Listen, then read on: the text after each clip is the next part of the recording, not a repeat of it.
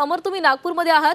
मुंबईमधून देवेंद्र फडणवीस हे नागपूरसाठी आता रवानाही झालेले आहेत. अनेक नागपूरकर आता उत्साही आहेत देवेंद्र फडणवीस यांचं स्वागत करण्यासाठी. कशा प्रकारे तयारी दिसतीये? अगदी जल्लोषात अशी तयारी आहे आणि आता विमानतळाच्या जवळच्या परिसरामध्ये आहे.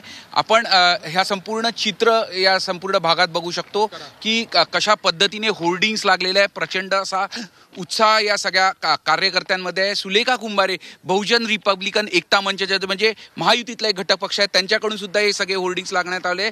एकूणच प्रचंड असा उत्साह आहे. 7 किलोमीटरचं हे संपूर्ण अंतर आहे.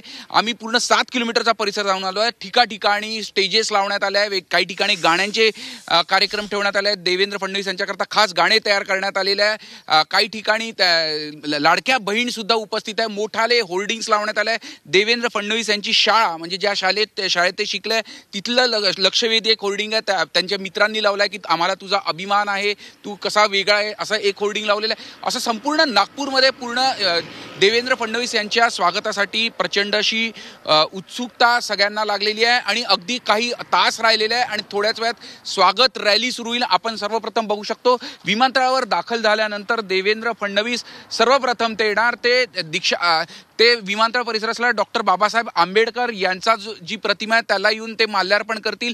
चोख असा पोलीस बंदोबस्त सुद्धा संपूर्ण मार्गावर 7 किलोमीटरचा मार्ग आहे, संपूर्ण मार्गावर ठेवण्यात आला आहे. सुमारे 4 तासाची ही रॅली राहील. त्या दरम्यान काही वेळेस करता नागपुरातील काही भागातली वाहतूक सुद्धा वळवण्यात आली आहे.